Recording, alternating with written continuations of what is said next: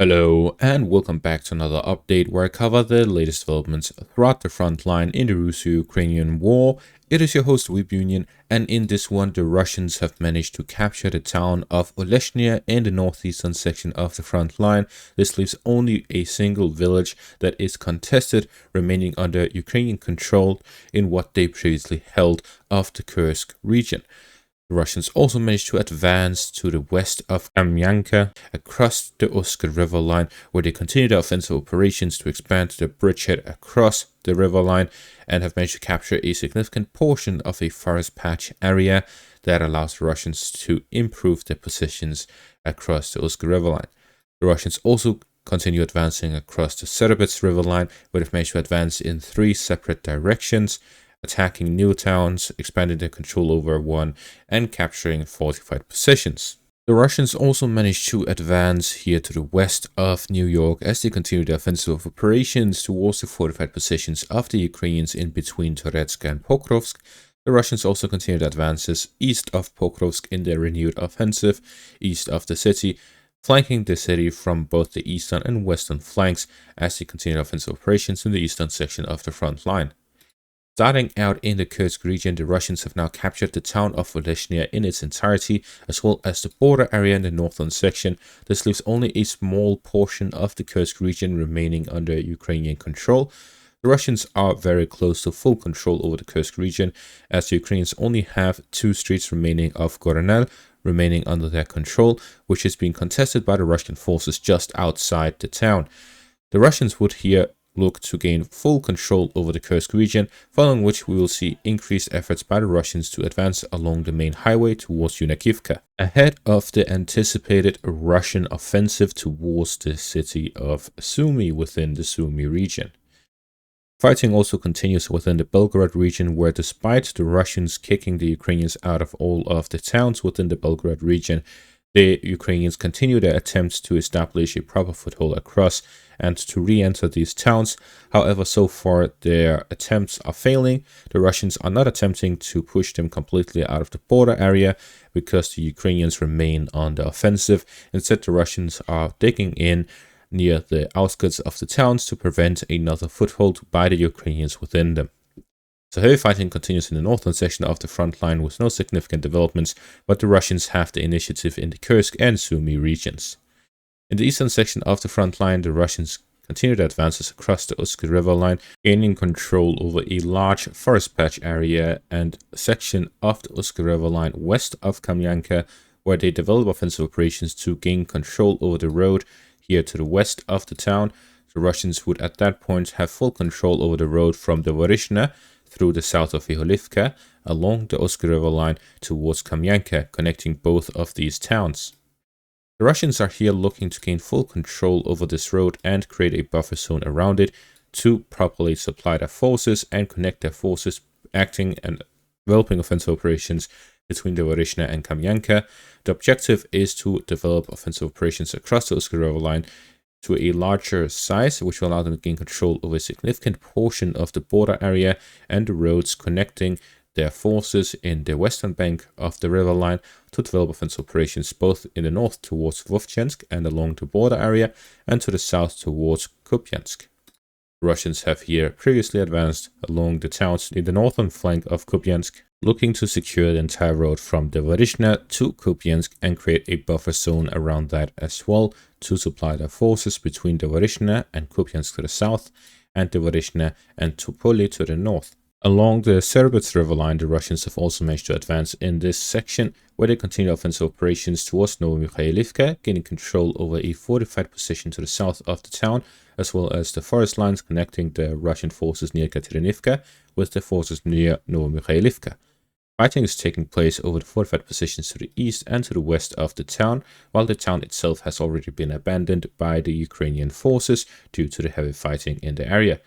The Russians also started attacking the direction of Rydkodub, where they managed to reach the outskirts of the town, and fighting is taking place over the road to the north of Nove, in the direction of Rydkodub, and in the northern flank of Nove itself. To the east of Novomikhailivka, the Russians managed to gain control over a fortified position and are advancing along the forest lines there as well. The Russians are here looking to pincer the fortified positions east of Novomikhailivka through a push along the forest lines to the east and through the town to the west. At the same time, they're also looking to do a similar manner west of Novomikhailivka, where the objective is to advance along the road to the west, through the forest patch to the south, and through the town to the east, attacking it from 3 separate directions. Gain control of the fortified position and the forest lines and forest patches in the area will allow the Russians to move on to the next fortified position, where they can actually flank it from the rear. The Ukrainians do not have any significant fortified positions to the west, nor any towns or settlements, except for Novoyemir, just to the rear of this fortified position. This means that the Russians can advance along the forest lines and forest patches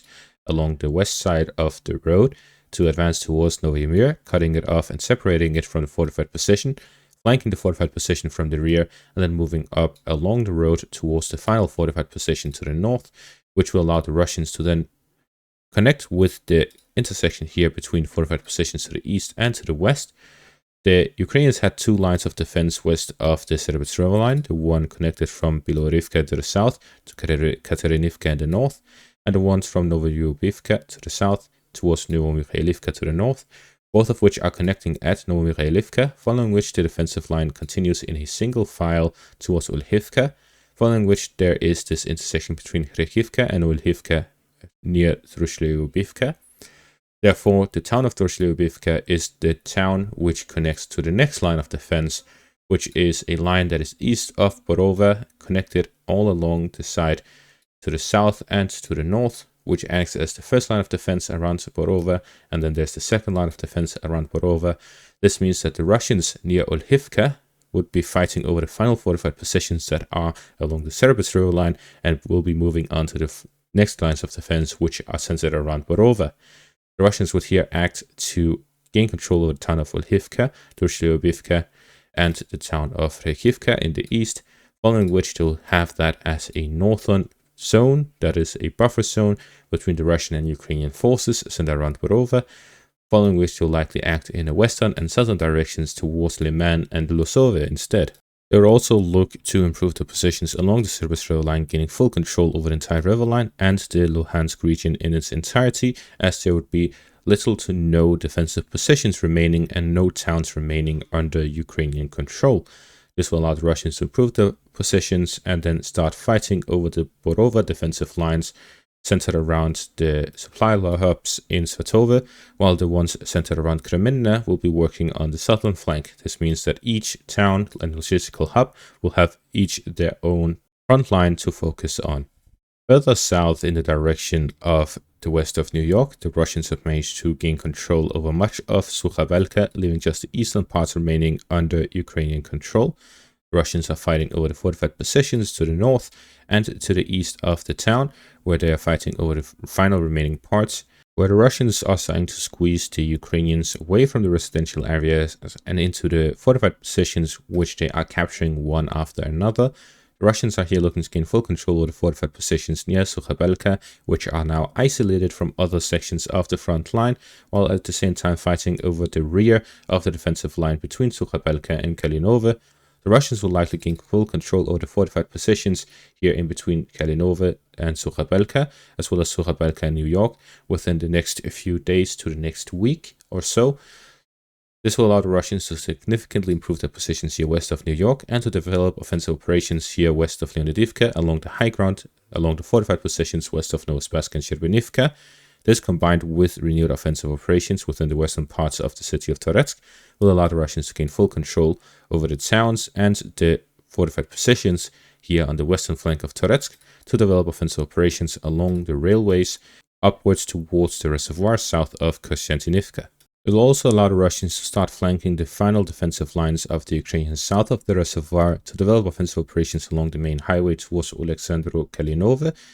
as well as to fight over the final towns and fortified positions here in the pocket between Toretsk and Pokrovsk.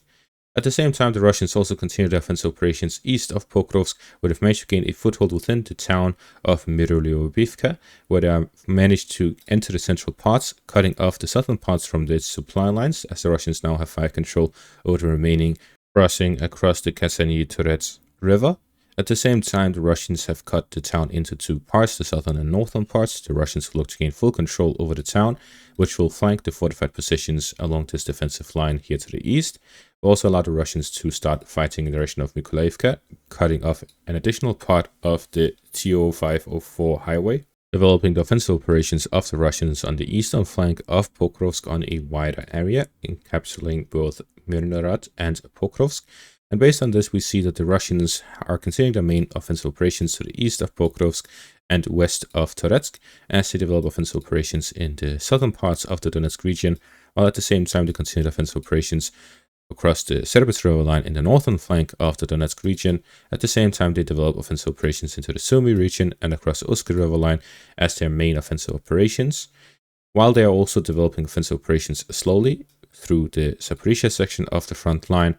And the Ukrainians have some sort of initiative in the northern outskirts of the Belgorod region and attempt some counterattacks in the western flank of Pokrovsk. There are a few advances by the Russians in the southwestern outskirts of the Donetsk region as well, and based on this we can see that the Russians have the initiative in about 85 to 90% of the front line, while the Ukrainians are doing some back and forth in 5%, contesting the initiative, and have the initiative in one section of the front line, which is turning into a meat grinder for their forces. And this shows that the Russians currently have the complete advantage across the front line, despite the lack of significant advances which we have seen in the end of last year. This is likely due to the weather conditions, and once the summer period starts, the Russians will likely significantly speed up offensive operations, taking larger swaths of territories, especially since much of the fortified positions of the Ukrainians are now falling under Russian hands, and there are few positions the Ukrainians have that are fortified enough to hold back a significant push by Russian forces, especially within the southwestern parts of the Donetsk region, the Dnipropetrovsk region, and in the Liman direction, where the Russians have breached several defensive lines of the Ukrainians. And that is going to be all for this update. Thank you for watching. Make sure to leave a like, subscribe, check out my Patreon and YouTube membership for additional content. Thank you for watching and have a great day.